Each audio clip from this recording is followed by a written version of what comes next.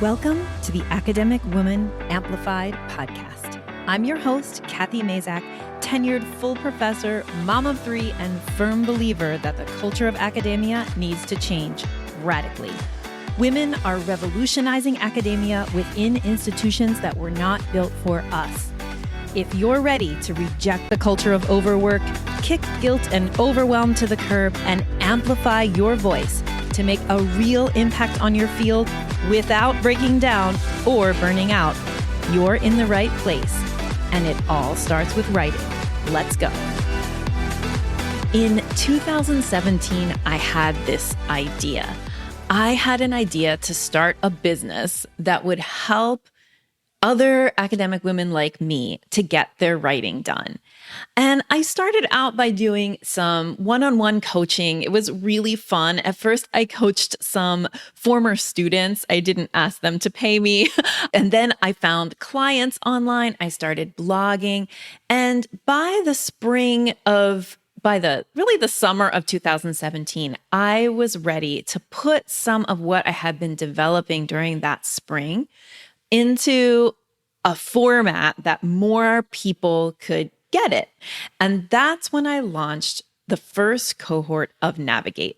It wasn't called Navigate back then. It was called the Writing Roadmap. And I was brand new to marketing an online course, especially in the online space. I really didn't know anything about it.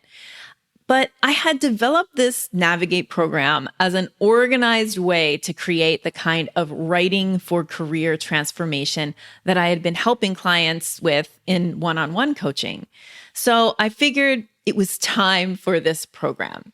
So in marketing, you have to come up with a promise for your program so that people who might want to enroll in it can easily understand what the program is about.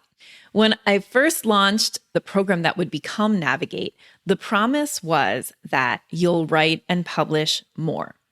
As promises, this one is okay. It's not super measurable, but it definitely came from the words I heard academic women speak themselves. They talked about feeling overwhelmed by all the things they had to do, pulled in thousands of directions by their responsibilities.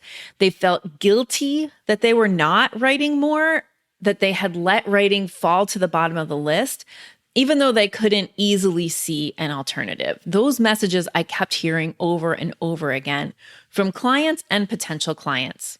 So I built the original marketing messages of Navigate with those clients' phrases in my mind. The writing falling to the bottom of the list, the feeling overwhelmed, feeling guilty when I'm not writing. And, that's a great way to market something, right? You take your clients' exact words about their frustrations and explain how your program will solve their problems. Of course, you also need to build a program that actually solves those problems, which Navigate does. I really not only poured my writing coaching wisdom in there, but my experience as someone with a PhD focused on education, teaching, learning, and especially teaching writing. So I feel very confident that Navigate delivers on that promise. The thing is that I knew the big idea of Navigate was not just to write and publish more. The big idea of Navigate was about taking control of the direction of your career. That's where all the travel metaphors came from in naming the program. I called the program a writing roadmap originally, and it still has writing roadmap as its subtitle, because I really saw it as a map, as a guide to designing your career. All of these metaphors for talking about the program were about agency, about being in the driver's seat or in the navigator's chair at the helm of the ship of your career. But as I kept trying to articulate what that promise of Navigate was, and as I developed the course over the years, remember the first version of this was really May 2017. Now, when I'm recording this, it is March 2021. The theme I kept returning to was control.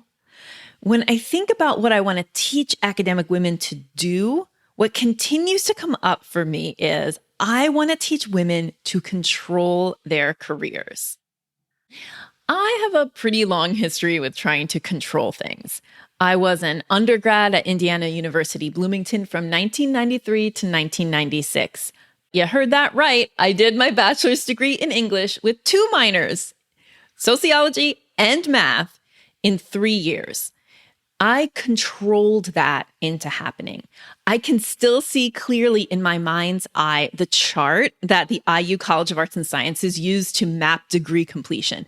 It was one sheet, double-sided. You hold it landscape, and it had 2 columns on each side.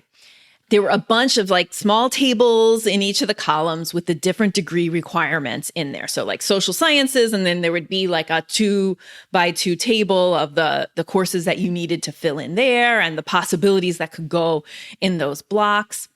And I would stare for hours and hours at that paper. I was studying at IU, but I was from New Jersey. And so I stayed on campus every weekend of the semester while a lot of my Midwestern friends or my friends from Indiana might, go home and visit every once in a while. But I would be sitting there in the Reed dorm lounge, curled in a chair by a sunny window with my degree completion worksheet, a pencil, and the course catalog. Now, in the early mid-90s, the course catalog was an actual paper book. It was like a big fat thing, like a little bit phone book-ish, if you know what a phone book looks like. The big thing that was like 2 inches thick, at least, that listed out all the courses and course schedules for the next several years. One of the things that I still look back on as now from the professor's perspective is that at IU, we had not only our courses like mapped out the times of the schedule, but also the final exam times. And I used to sit and I would plan my schedule so that my final exams were done early so I could get home earlier. And you could do that with this big paper catalog in the early 90s.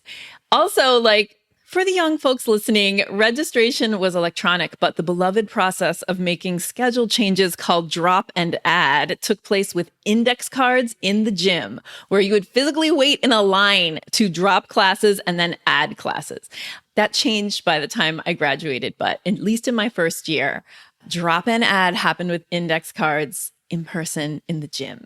So fond memories of what registration was like in the 90s. Anyway, I would sit with the giant course catalog and the degree completion sheet in my dorm lounge and arrange and rearrange my class scheduling plan.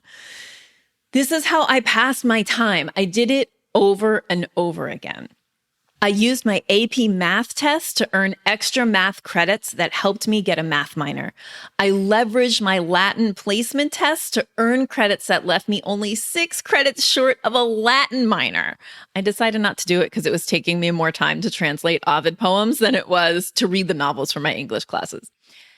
I'm not sure exactly where this need to have a plan came from, except that I wanted to control my future. I was frankly pretty lonely at IU. I was far from home, an East Coaster in the Midwest. I had switched friend groups early when I switched majors from music education. I was a music education clarinet major. And within the first semester, I knew that that wasn't for me. So I switched to English. So I also kind of switched peer groups a bit. I had made really great friends during my first and only year in the Marching 100 as part of the music program. But when I switched to English, I no longer had that deep connection forged by hours and hours of time marching and playing. Soon into my undergrad studies, my parents got divorced. They had been married for 25 years, and I had thought their relationship was perfect. It always seemed that way to me. My sister was still living at home when that happened, so she saw the unraveling take place up close. But I was in Indiana, far away. And truthfully, I was unmoored by their split. I felt like the solid foundation of my life had crumbled beneath me. And remember, like all of this was happening when I was far away. And so I didn't see it happen. So it felt like literally felt like a rug pulled out from under me. You know, my young self there thinking that my life or my family was built looking one way. And then to find out that it wasn't was just completely disorienting. So the grasp for control, I think, intensified when my parents' divorce happened. So it's like not super surprising that I was looking for some way to control my future. So I white-knuckled my way to graduating in 3 years instead of 4. I remember friends asking me like, well, why do you want to graduate early? Like, this is fun. Like, IU is great. Why would you want to leave early? And it really was like, it was a great place to be. There, it was almost like the benefits of a big city in a really small town. So there was an opera and there was musical theater and there were museums and there were more than one library. And it was like a really awesome place to be. My friends were like, why do you want to leave and go try to fend for yourself so early? But I really was, again, like white knuckling this experience. And I was wanting to control my own graduation process, but also control what the next steps in my life would be. So that white knuckling, that graduating in 3 years instead of 4, I did it through carefully strategizing my next steps, leveraging one course into the next, and meticulously placing summer sessions into the mix. And I actually didn't study a ton of summer sessions. I mean, truthfully, there were only 2 summers in those 3 years that I was studying. But yeah, I planned it and replanned it and replanned it until I knew I could graduate in 3 years. What that experience taught me was that I could do that. I could strategize and control my way to making an outcome occur. And I would do that over and over again throughout my career trajectory. I did it in my master's. I did it in my PhD. I did it when I landed my tenure track job, and I did it while I was on the tenure track. That lesson of I could strategize and control my way to making an outcome occur, I applied that lesson with like full force to my career. When I created Navigate, I had been strategically steering my career for almost 20 years. So back to my struggle to help you understand what Navigate is really about. Navigate is about controlling your career, but it's not about the white knuckle search for control that led me originally down this strategic path back in the dorm at IU in 1993. It's about intention, the difference between control and intention.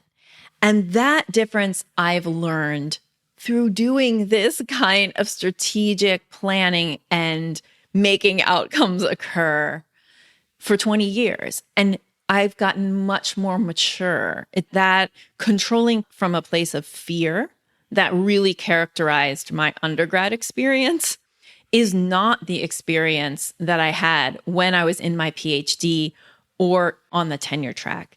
In fact, in the PhD, it was like about not doing anything I didn't want to do.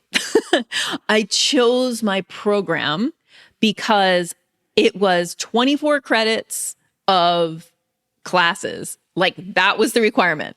24 credits of classes, 24 credits of dissertation. The program was called Critical Studies in the Teaching of English at MSU. It was in the English department at Michigan State when I took it. And I purposefully chose that program versus the program in the education school. And MSU has one of the top ranked schools of education in the US consistently.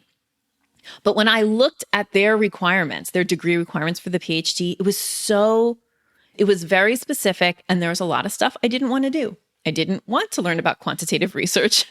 Now, in retrospect, I would love to. But at that moment, I knew that I didn't want to. And I knew that I could do exactly what I wanted with exactly the professors I wanted to work with inside of that English department program. So that kind of control of my career wasn't so white-knuckled. It started to transition from that, or even before, it was not fear-based. It was intention setting. It was, what I want to do is get a job at University of Puerto Rico in Mayagüez so that my husband and I will be professors together. He was my boyfriend at the time. That's my goal. So what do I need to do? And what's my quickest path to getting there? What's my most enjoyable path to getting there? How can I make sure that the hours of my days that I spend working on my PhD program are hours that feel fulfilling and good to me, that are moving me towards my next goal. It was still about strategy, but it wasn't about fear. It wasn't about white-knuckling it. It was about intention. Navigate matches intention setting with the actual skills and strategies it takes to realize those intentions. That's why we start with the academic mission statement and build everything from there.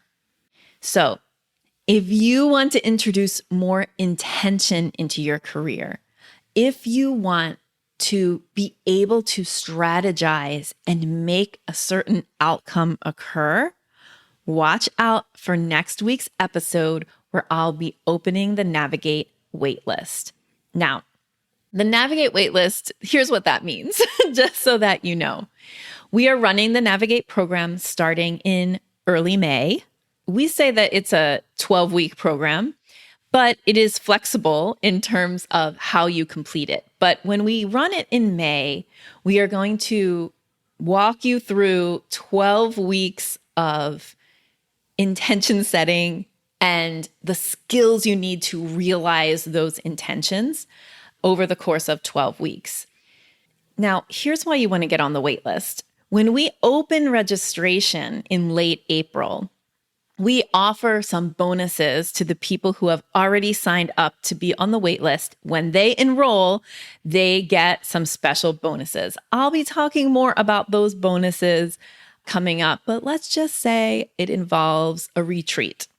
So if you are thinking that this summer might be a summer where you want to do some professional development and you want to think about how you can be steering your career and how you can use writing to do that, which is really what Navigate is about. It's about, let's get your writing in shape and your writing process down and your pipeline mapped and your project management skills for writing revved up and ready to go. Let's do that so that you can use all of those skills to direct your career, to design it, to make it what you want it to be.